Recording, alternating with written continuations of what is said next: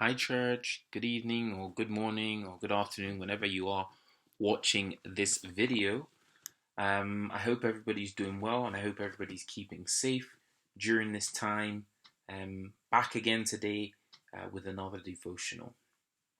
Today, I'd like to just spread the message for what I've been reading in my own daily devotional. I hope that it will bless someone watching this video. Today's discussion is really about comebacks, and many of us in our lives have things in our lives which we have to come back to, or some things which we have decided to turn away from for good reason. But today we'll focus on things where God may have called us to do something, but we've decided to either shy away from those things, or either think of ourselves as being inferior, or think of ourselves as being inadequate to do those things. And my challenge to you today is to ask yourself, if God is asking you to do something, do you not trust that God will also give you the power to accomplish those things?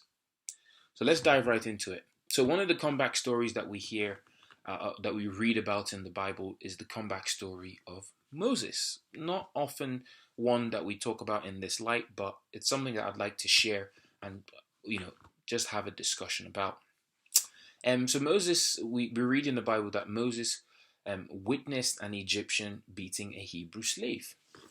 And so what happens is that Moses then, of course, in a blind rage, being a little bit upset, took the matters into his own hands and killed the Egyptian, which was obvious, which is a heinous crime, wasn't something he should have done. A crime was a crime. He had to leave the house he had grown up in. He had to leave a place that had become comfortable for him. Banished to the wilderness, and to tend sheep. But then something interesting happened. So think about the story. Moses had everything going for him, but he still had this identity. He still had this part of who he was deep down inside him. So a bit like sometimes, us having things in us which we know are there, but we've chosen to either ignore them or just keep them quiet for some time. Eventually, God will bring them out. And this is exactly what he did to Moses. So God spoke to Moses out of the burning bush and called Moses to a position of leadership. And he's like, what? Me to leadership? Like, no.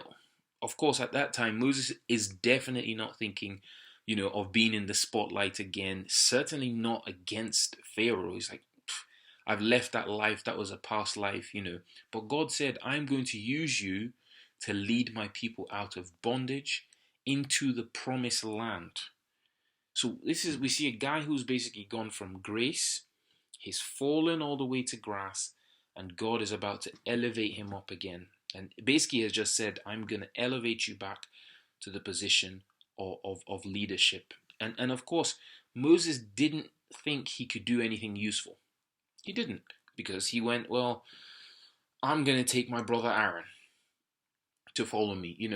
I can't speak well. I'm not tall enough. I'm not, I don't have a model look. My beard is a little bit overgrown. My hair is not looking so nice. Whatever issues we felt was stopping us from being able to accomplish those things. Moses probably gave those excuses in his mind. But something interesting which was focused on in this story was that God didn't choose Moses because Moses was perfect. God chose Moses because God was perfect. And God has his perfect plan for each and every one of us. And so the challenge to us is really, what part of our lives are we maybe, ask yourselves, be honest with yourselves, what part of our lives are we maybe just saying, God, actually, maybe I shouldn't, maybe I'm not the person. Maybe I'm not the one. Maybe I'm not adequate. And the challenge today is that God is more than sufficient. God is more than able. God is more than capable. The Bible says that God will do exceedingly and abundantly more than we could ever ask or imagine. So that's my admonition to you guys today. to think of it in that way. Think about the comebacks that we need to make. Think about the things, the dreams, the ideas which God has planted in our minds that we've let, either die or let sleep for a long time. The challenge is to go back, wake those things up. Nothing is ever dead to God. Put it before God, and I'm sure He'll give you an answer. God bless. Bye.